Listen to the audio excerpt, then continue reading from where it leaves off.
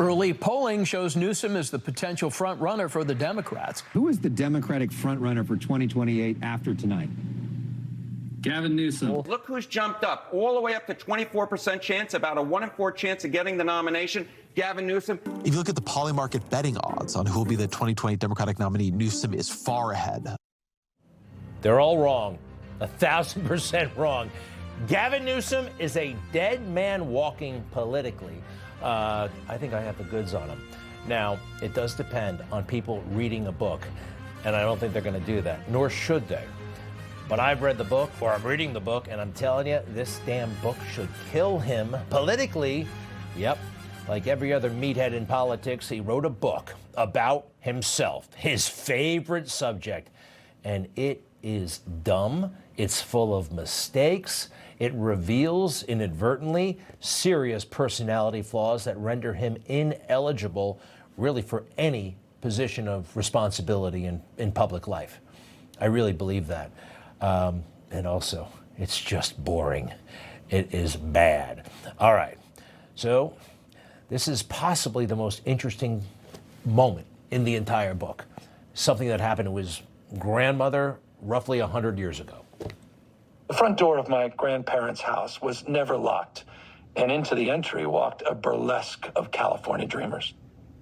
There was the Hoover vacuum salesman, Mr. Lorenzo, a narcoleptic who, without fail, fell asleep on the couch when demonstrating the sucking power of his latest model. Shh, my grandmother Newsom would whisper to her children, index finger to lip.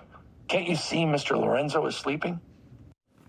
See, I got really excited when he said a burlesque show was walking through the room. No, it's just Mr. Lorenzo, the vacuum cleaner guy, who probably came around, what, every 5 years? How often did you buy a vacuum cleaner? How often do you buy a vacuum cleaner? That's about as interesting as it got. It's a bunch of strangers, not only to us, but to him. He never met these people, yet he writes about them. It allows him to not write about, I don't know, homelessness, crime, the fire. All right. Here's another little portion. Again, I just think he's doomed. If some poor guy died in the streets, Kine would pay for the funeral. My grandfather was not shy about his affection for Kine, not even after the Kefauver Committee shut down his bookmaking operation in 1946. As to who Kine is, I don't know. My eyes were totally glazed over. I couldn't, but that leapt out at me. Kefauver, 1946. That didn't sound right to me. Estes Kefauver, the guy in the glasses there in the dark suit, ran the committee basically on gambling and organized crime.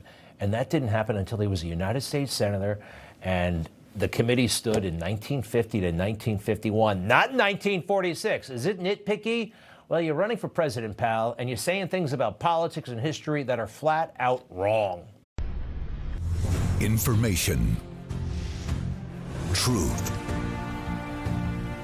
is freedom. Is Newsmax. It's real news for real people.